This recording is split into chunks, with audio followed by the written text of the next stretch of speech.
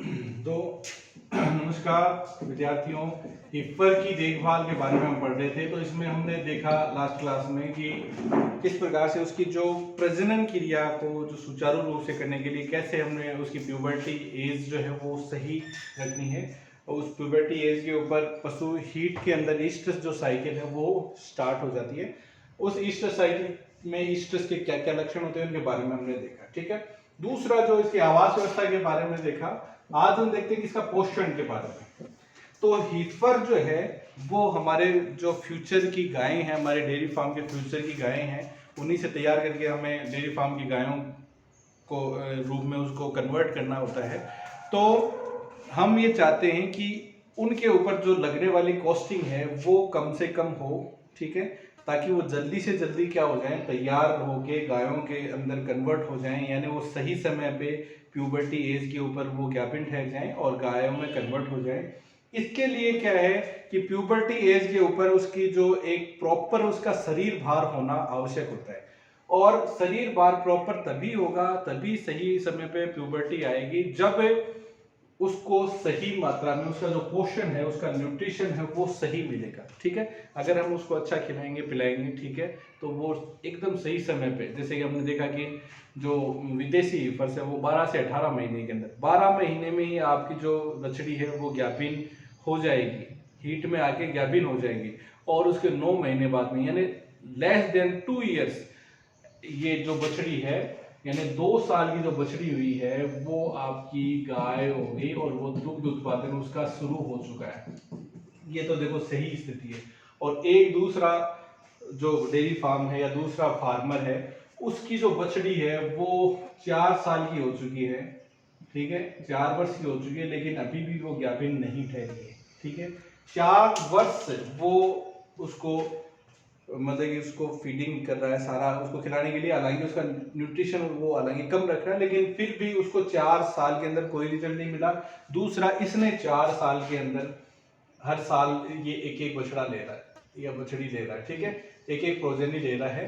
तो इस ये जब 4 साल की हुई, ये 3 बार ब्याह चुकी है और ये यहाँ पे इसका कोई रिजल्ट नहीं आया। ये क्यों? क्योंकि इसने अपना जो पोषण स्तर है, अपने जो हीफर का पहले ही पोषण स्तर बहुत अच्छा इसने रखा था, और इसका जो पोषण स्तर है वो सामान्य पोषण स्तर, इसने क्या है कि इसके पोषण स्तर पे ध्यान नहीं दिया। तो जब हमें भविष्य की ये जो गायें तैयार करनी है, उनके लिए उनके पोषण स्तर को, उनका स्पेशली ध्यान रखा जाता है और पोषण का विशेषकर ध्यान रखा जाएगा, तभी हमारी जो बछड़ियां हैं वो कन्वर्ट होके जल्दी से जल्दी गायों के रूप में कन्वर्ट हो जाएंगी, यानी वो ज्ञापिन ठहर जाएंगे। यानी जो उसकी निश्चित जो प्यूबर्टी उम्र है उसके ऊपर वो एक निश्चित शारीरिक भार ग्रहण करके और वो ज्ञापिन ठहर जाएंगी। अब पोषण के अंतर्गत हम देखें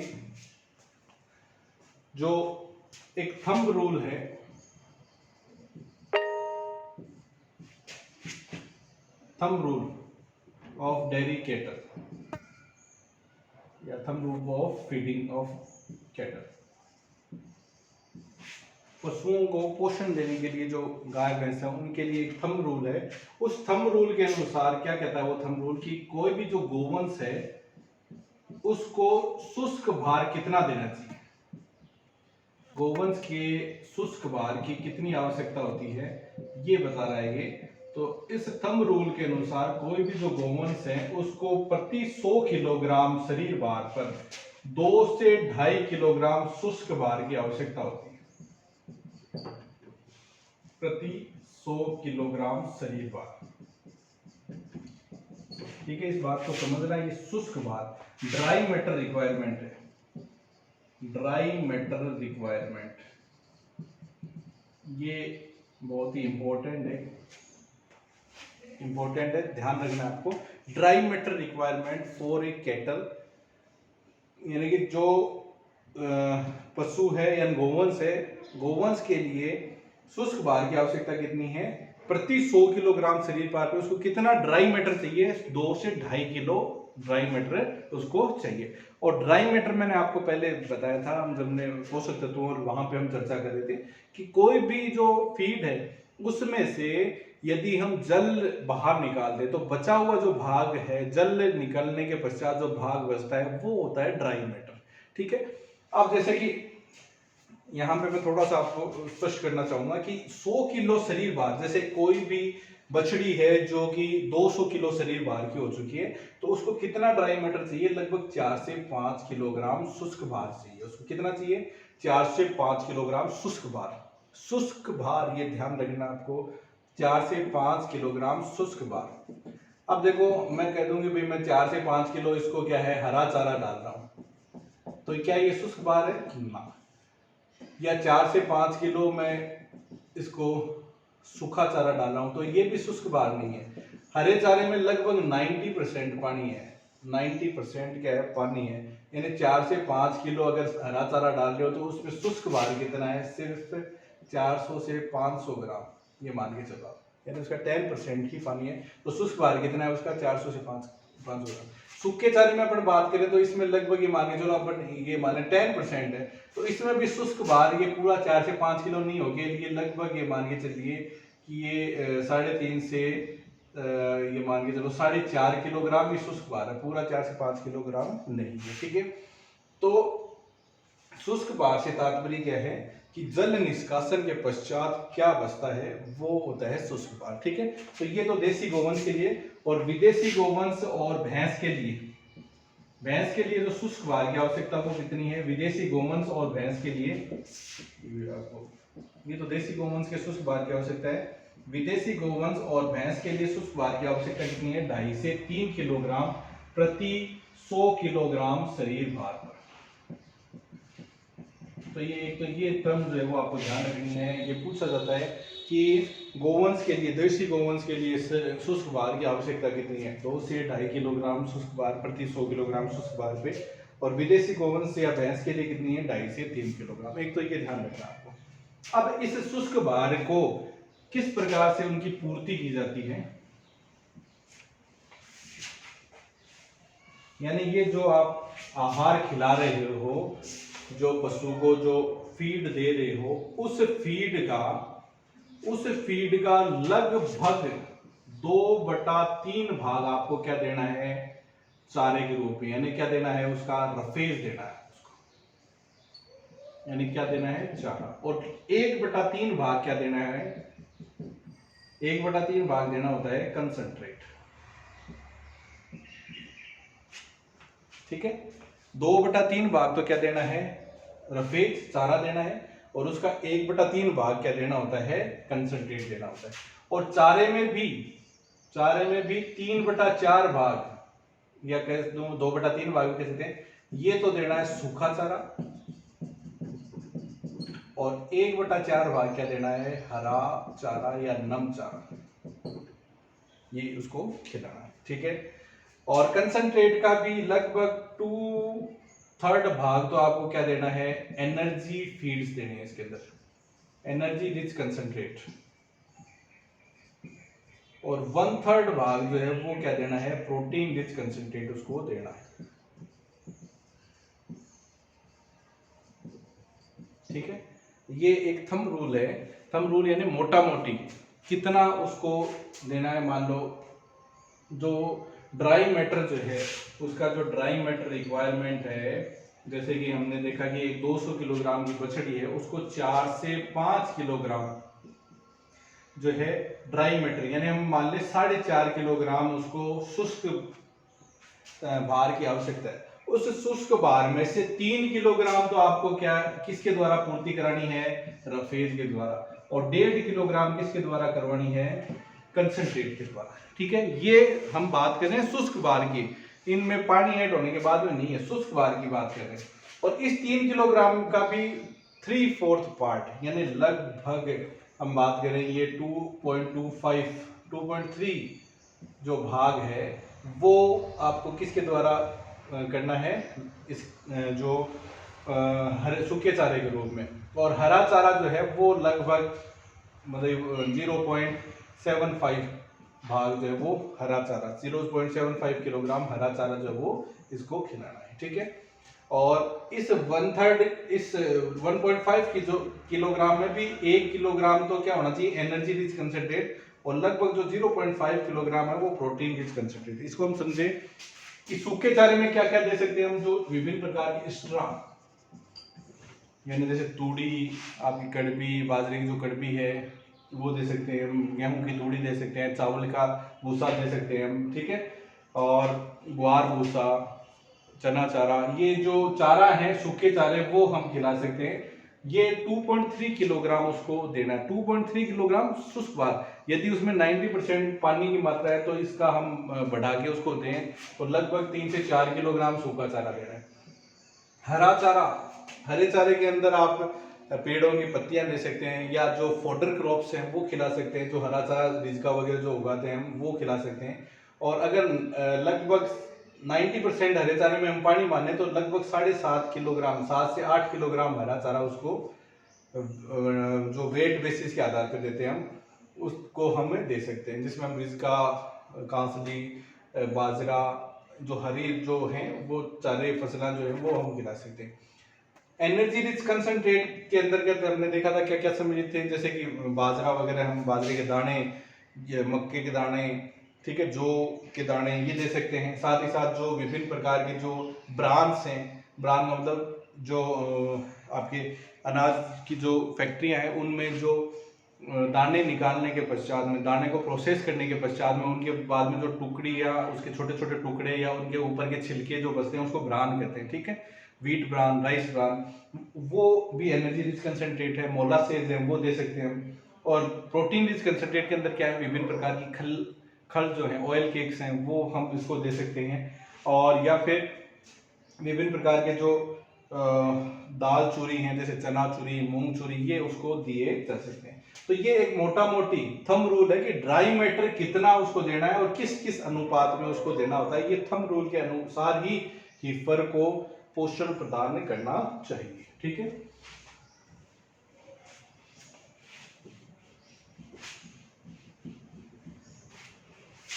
इसके बाद में हम बात करें कि हीफर जो है ग्रोथ हो रही है, शारीरिक भार जो है उसका बढ़ रहा है, हड्डियों की लंबाई बढ़ती है, शरीर भार हो रहा है, शारीरिक वृद्धि हो रही है हीफर के अंदर, ठीक है। एक तो ये शारीरिक वृद्धि हो रही है, इसके लिए पोषण चाहिए। और साथ ही साथ उसके जो प्रजनन क्षमता है उसके विकास के लिए, उसमें क्या है, हार्मोन्स वगैरह जो उत्पादन हो रहे हैं उनके लिए, तो इन कार्यों के लिए उनको जो है खनिज लवण और विटामिन, खनिज लवण और विटामिन, इनकी बहुत ज्यादा आवश्यकता जो है वो होती है। बहुत ज्यादा मतलब ऐसा नहीं, बहुत बल्क में, यानी कि ये उसके आहार में अवश्य ही होने चाहिए। अगर ये आहार के अंदर इनकी कमी आएगी, ठीक है, किसी भी एक पोषक तत्वों के अंदर इन खनिज लवणों या विटामिन की कमी आती है तो उनकी शारीरिक वृद्धि या उनकी प्रजनन क्षमता है वो प्रभावित होगी, शारीरिक वृद्धि नहीं हो पाएगी। प्यूबर्टी एज पर भी जो है वो अपना वजन नहीं ग्रहण कर पाएगी, या प्यूबर्टी एज पे वो हीट में नहीं आ पाएगी, एनिस्ट्रस की स्थिति जो है वो रहती है। तो खनिज लवण और विटामिन ये बहुत ही आवश्यक तत्व हैं जो हीफर्स के पोषक जो तत्व हैं उनमें ये अहम भूमिका निभाते हैं। ये यदि इनके आहार के अंदर इनमें यदि कमी रहती है तो हीफर जो है वो सही समय पे हीट में नहीं आ पाएगी, उसकी प्रजनन क्षमता प्रभावित हो जाएगी, या प्यूबर्टी एज के ऊपर वो उपयुक्त जो उसका शरीर भार होना चाहिए वो नहीं ग्रहण कर पाती है। तो ऐसी सिचुएशन को हटाने के लिए हम उसके आहार के अंदर जो विटामिन प्रीमिक्स होते हैं और साथ ही साथ जो मिनरल मिक्सचर्स हैं वो उपयुक्त मात्रा में लगभग 25 से 30 ग्राम जो खनिज लवण है और विटामिन के जो प्रीमिक्स हैं वो हमें प्रतिदिन जो है वो उसके आहार में अवश्य मिलाने चाहिए, ताकि उसकी शारीरिक वृद्धि और प्रजनन क्षमता सुचारू रूप से बनी रहे, ठीक है। तो ये इसके पोषक तत्वों में इनकी बहुत अहम भूमिका है। और जैसे कि हम बात करते हैं कि प्रजनन क्षमता के लिए विटामिन ए और विटामिन ई ये बहुत ही अहम रोल, ये दोनों विटामिन जो है वो प्रजनन के लिए बहुत ही अहम रोल निभाते हैं। और विटामिन ए का उपयुक्त सोर्स क्या होता है? इसका उपयुक्त सोर्स जो है वो है हरा चारा। ठीक है, हरा चारा जो है उस ये इसके अंदर कैरोटीन वर्णक जो होता है, कैरोटीन वर्णक होता है, और कैरोटीन वर्णक के एक अणु से 2 विटामिन ए के अणु जो है वो बनते हैं। कैरोटीन के एक अणु से 2 विटामिन ए के अणु बन जाते हैं। इसलिए हरे चारे को उपयुक्त मात्रा में जो हीपर्स को देना चाहिए। और विटामिन ई ये तो वसा में घुलनशील विटामिन हैं दोनों ही, तो ये फैट के अंदर भी आपको जो है वो मिल जाते हैं। ठीक है, तो ये ध्यान में रखना आपको कि जो ये दोनों जो विटामिन हैं ये प्रजनन के जो हीपर है उसकी प्रजनन क्षमता को सुचारू रूप से बनाए रखने में अति आवश्यक है, और ये आहार में होने भी बहुत आवश्यक होते हैं। तो पोषण की बात करते हैं तो हम इन खनिज लवणों का और साथ ही साथ जो विटामिन हैं उनकी उपयुक्त मात्रा उनके आहार में होनी चाहिए। ये एक इम्पोर्टेंट बात आपको ध्यान में रखनी है। और साथ ही साथ जो उनका आहार है वो बैलेंस्ड होना चाहिए। यानी बैलेंस्ड का मतलब क्या है? बैलेंस्ड होना चाहिए, उनका जो राशन है वो बैलेंस्ड होना चाहिए, उनका आहार जो है वो बैलेंस्ड होना चाहिए। ठीक है, अब हम बात करेंगे बैलेंस राशन पे। बात करने से पहले हम थोड़ा सा ये चर्चा कर लेते हैं कि राशन आहार होता क्या है। राशन से तात्पर्य क्या है? राशन का तात्पर्य है कि आहार क्या होता है? 24 घंटे या कहें हम एक दिन के दौरान लिया गया जो फीड है, जो पशु के द्वारा जो ग्रहण किया गया, पशु द्वारा ग्रहण किया गया आहार जो है वो क्या कहलाता है? राशन कहलाता है। यानी 24 घंटे के अंदर, एक दिन के अंदर पशु जितना खाना खा रहा है, जितना फीड ले रहा है, वो क्या होता है? आहार। और यहाँ पे एक और टर्म भी आती है, जैसे ध्यान रखना आपको, डाइट, खुराक। ये क्या होता है? एक बार में पशु द्वारा ग्रहण किया गया फीड।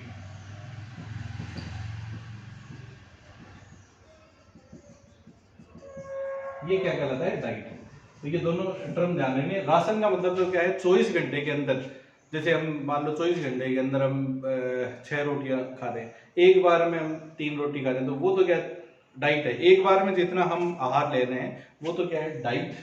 और पूरे 24 घंटे के दौरान जो लिया गया राशन है या लिया गया जो फीड है पशु के द्वारा, उसको हम क्या बोलते हैं? राशन। ठीक है, बैलेंस्ड राशन क्या है? बैलेंस्ड राशन, बैलेंस्ड राशन का तात्पर्य क्या है?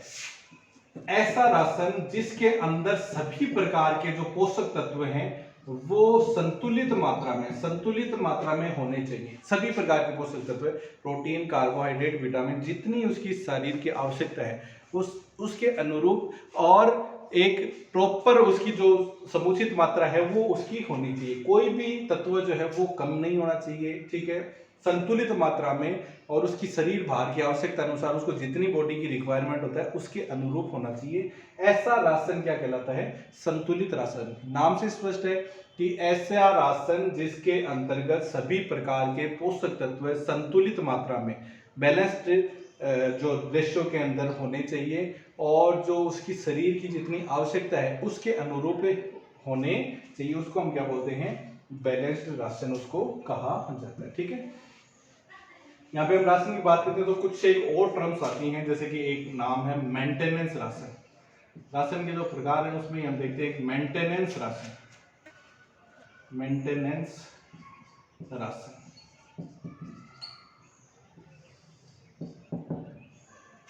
मेंटेनेंस राशन ये क्या राशन है? ये वह आहार है जो पशु को जो उसकी सामान्य शारीरिक क्रिया है उनके संपूर्ण सुचारू संचालन के लिए आवश्यक होता है। वह आहार जो पशु द्वारा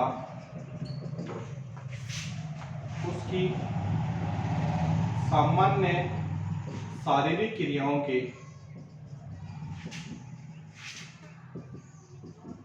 सुचारू रूप से संचालन के लिए आवश्यक होता है।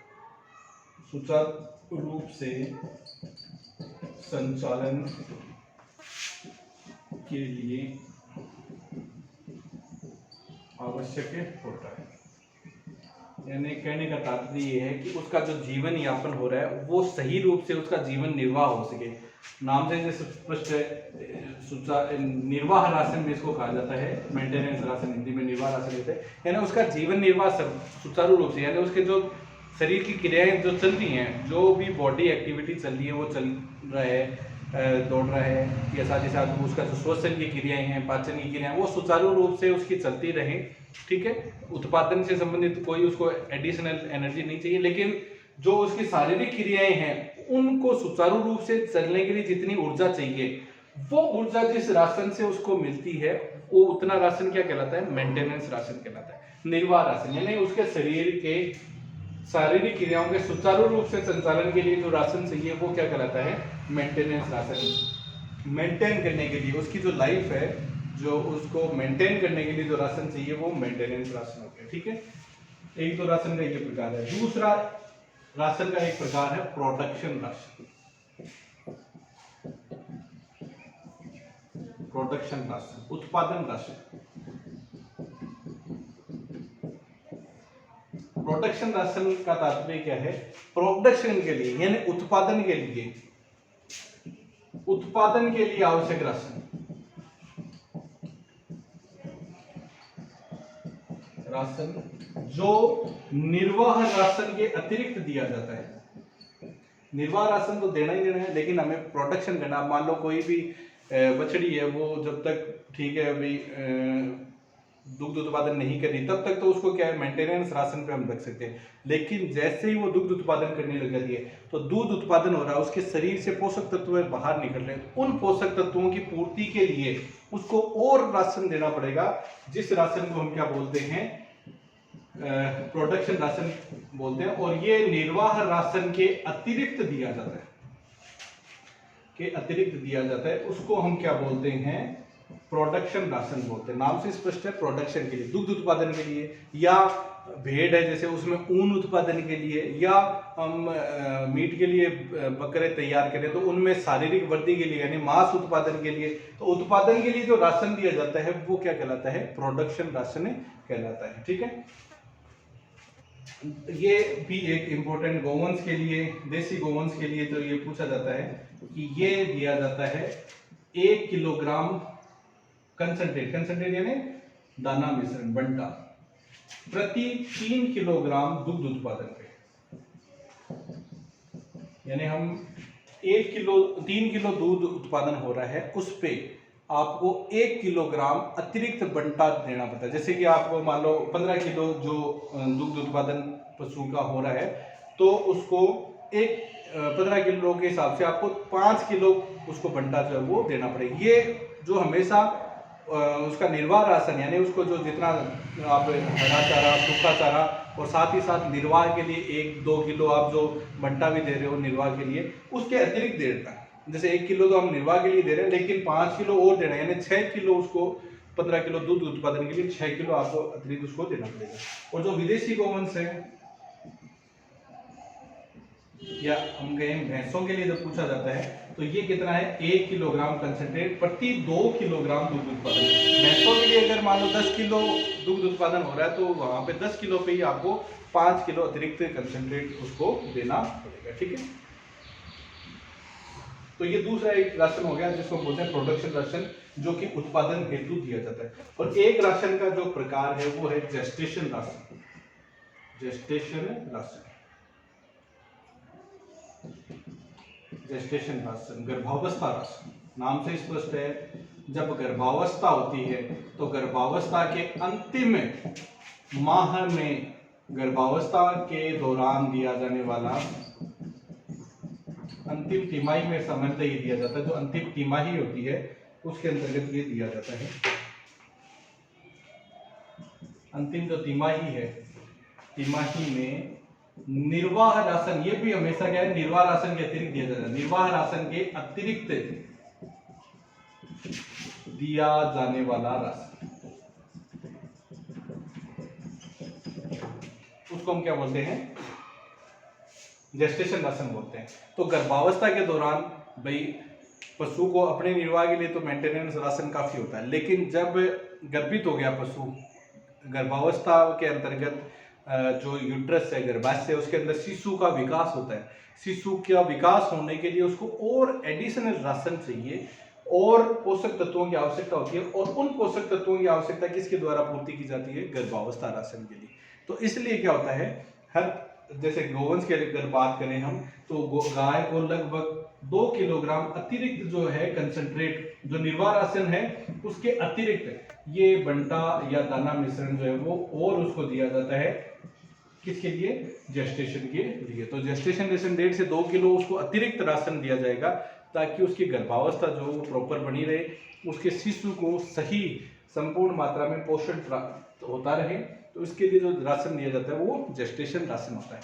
तो हमारी जब हीफर है उसको हम मेंटेनेंस राशन दे रहे हैं, ठीक है। पशु जब हीट में आ गया, उसको हमने एआई करवा दी या उसकी मेटिंग करवा दी, उसके बाद में पशु गर्भित हो गया, तो गर्भित पशु को हम ये एडिशनल उसको जो है जेस्टेशन राशन जो है वो और उसको स्टार्ट कर दिया जाता है। तो इस प्रकार से आपको जो हीफर है उसकी पोषण स्तर का पूर्णतया ध्यान रखना है, पहले भी यानी प्यूबर्टी से पहले, जब प्यूबर्टी आ रही है उसके ऊपर, ठीक है, ताकि वो जब उसकी प्यूबर्टी आई है ना, यौनारंभ की जो आयु आती है उस पर उसका एक बॉडी वेट, निश्चित बॉडी वेट गेन कर ले और उसकी ब्रीडिंग मेटिंग जो है वो करवा सकें। और जब वो पशु ज्ञापन हो जाएगा, ठीक है, यानी जो हीफर अपनी ज्ञापन होगी, तो उसको अतिरिक्त ये जेस्टेशन राशन जो है वो अतिरिक्त राशन स्टार्ट कर दिया जाता है गर्भावस्था के दौरान, जिसको हम बोल रहे हैं जेस्टेशन राशन। ये और राशन उसको स्टार्ट कर दिया जाता है ताकि उसके जो गर्भाशय में पल रहा शिशु है उसको भी सही रूप से पोषक तत्व मिलते रहें और उसका एबॉर्शन वगैरह या मम्मीफिकेशन ऐसी क्रियाएं उसके दौरान ना हो, ठीक है।